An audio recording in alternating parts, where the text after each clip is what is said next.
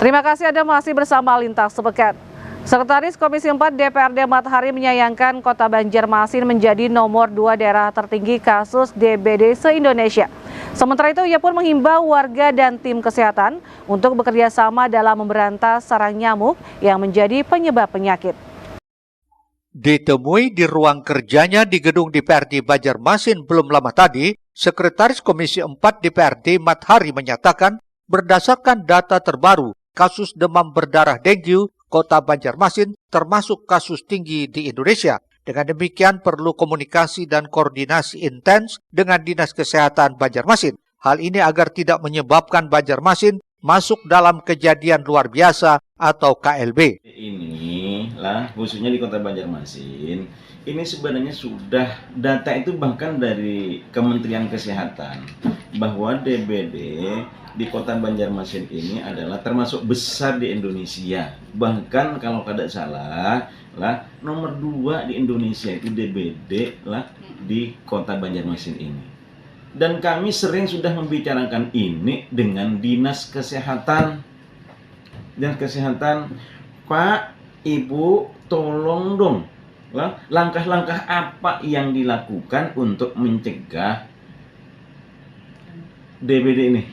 Karena di Kota Banjarmasin ini lah lingkungannya lah kan rawa lah, jadi tergenangnya air itu di situ merupakan tempat yang nyaman untuk nyamuk itu bersarang.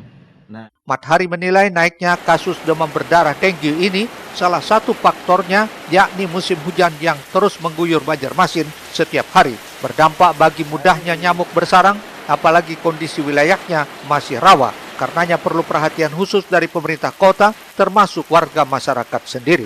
Murtasyah, Banjar TV.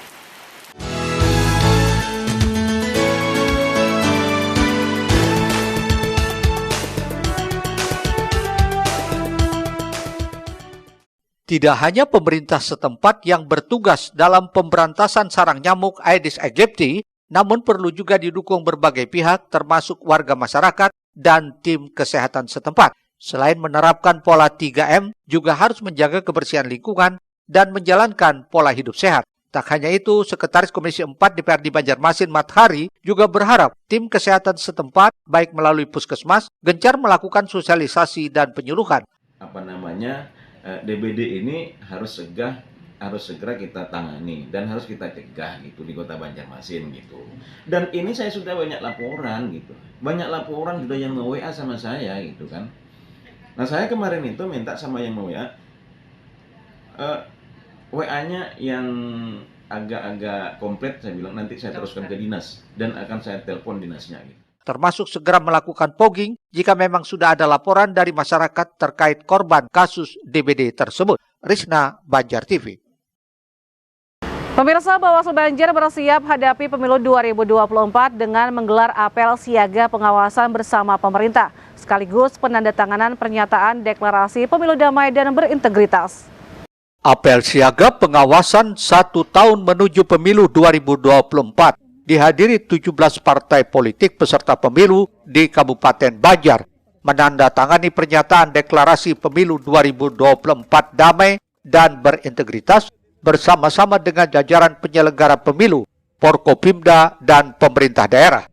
Ketua Bawaslu Banjar, Fajri Tamjidillah, menyatakan jajaran Bawaslu sudah menyiapkan diri dan melaksanakan tahapan-tahapan menghadapi pemilu tahun 2024 seperti pencegahan pelanggaran serta proses pengawasan sesuai regulasi Bawaslu RI.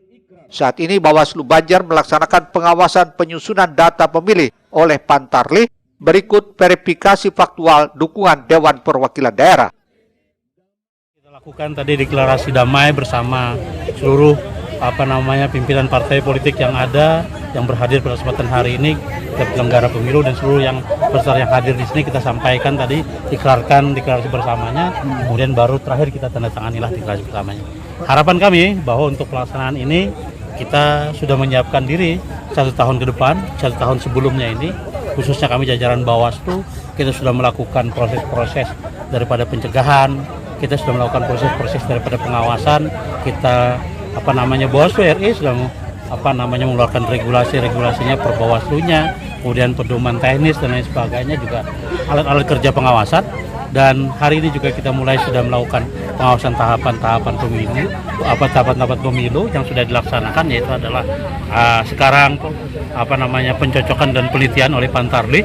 Kita sudah lakukan pengawasan juga, demikian juga kita lakukan pengawasan terhadap verifikasi faktual dukungan calon Dewan Perwakilan Rakyat Daerah.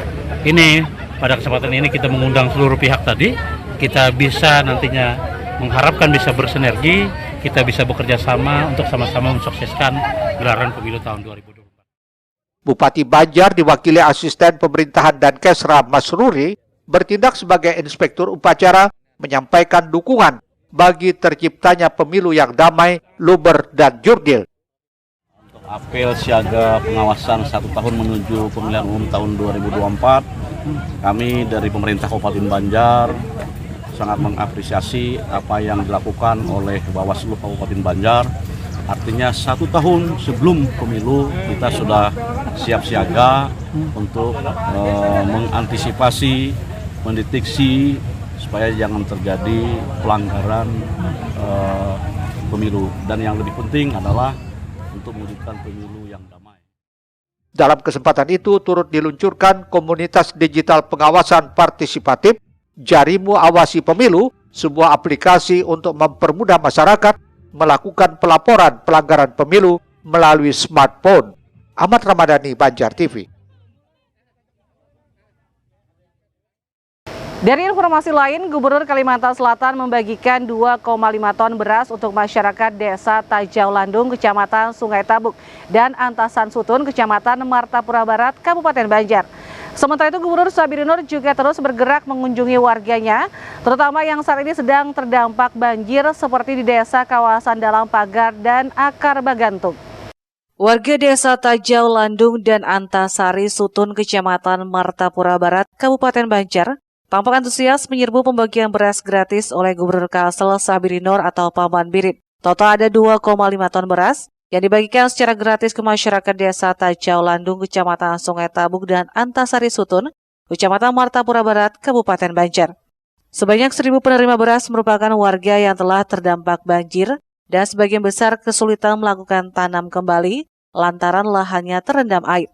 Tak hanya membagikan beras, Paman Birin juga membagikan makanan kepada semua warga yang ada di Tajau Landung dan Antasari Sutun. Paman Birin yang didampingi Kepala Dinas Ketahanan Pangan dan Hortikultura Provinsi Kalsel Syamsir Rahman menyampaikan total beras cadangan ini masih mencapai 300 ton yang akan dibagikan secara bergelombang sesuai kebutuhan masyarakat. Ini kita membagikan beras cadangan pangan pemerintah karena hari ini di sini lokasinya kena banjir. Nah, kemudian mereka susah untuk menanam, sudah jadi lacakan tenggelam, menanam tenggelam. Jadi hari ini kita bagikan beras cadangan pangan pemerintah sebanyak 2,5 ton. Nah, di Tajau Landung ada 4 RT, di Antasan Sutun ada 3 RT. Jadi semuanya kurang lebih ada sekitar 1.000 ya, 1.000 orang, dan semuanya hari ini kita bagikan. Dan masyarakat sudah melihat dan menyaksikan bahwa ini dari pemerintah Paman Birin mempunyai inisiatif dan punya pemikiran bagaimana warga beliau ini bisa terbantukan pada saat sekarang. Apalagi di daerah belakang sana itu airnya sudah tinggi, hujan sehari, panas sehari turun 2 cm, hujan sehari naik 5 cm. Nah, ini sangat harus kita bantu masyarakat karena dia warga kita juga. Mereka punya hak untuk makan, mereka punya hak untuk bagaimana kehidupan mereka terus berlangsung. Nah, kita siapkan lagi 10 ton, karena cadangan kita ada sekitar 300 ton.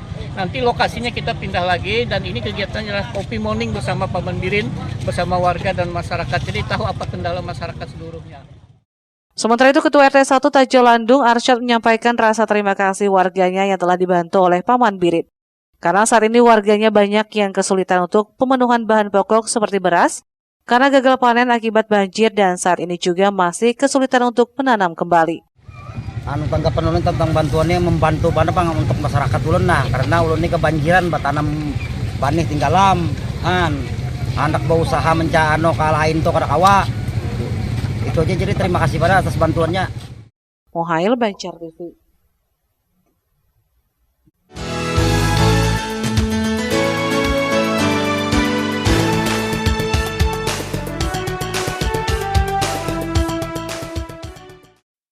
Gubernur Kalimantan Selatan, Sabirin Noor, terus bergerak memantau dan mengunjungi warga yang terdampak banjir di wilayah Kabupaten Banjar. Seperti pada Selasa 14 Februari 2023, Paman Birin melakukan kunjungan langsung di Desa Dalam Pagar dan Akar Bagantung, Kabupaten Banjar. Didampingi sejumlah kepala dinas seperti Kadis PUPR, Kadis Kehutanan, Kadis Perkim, dan pelaksana tugas Kepala Dinas Sosial, Paman Birin menyisir wilayah terdampak banjir. Dalam kunjungannya tersebut, Paman Birin juga turut membagikan nasi bungkus yang disambut antusias warga. Gubernur Kalimantan Selatan mengatakan, kunjungannya ini dalam rangka melihat langsung kondisi warga yang saat ini sedang terdampak banjir di Desa Dalam Pagar, Kabupaten Banjar, termasuk ruas jalan yang terendam. Di Desa Dalam Pagar, Akar Bagantung, Akar Baru, menuju Pasar Aceh. Ini masyarakat lagi sedang musibah banjir. Di kesempatan itu, Paman juga menyempatkan diri meninjau dapur umum yang didirikan oleh Dinas Sosial Provinsi Kalimantan Selatan. Seperti diwartakan sebelumnya, selain mengunjungi warga terdampak banjir di Desa Dalam Pagar, Paman juga memantau Desa Sungai Alang dan Tajau Landung, Kabupaten Banjar. Tim Liputan Banjar TV.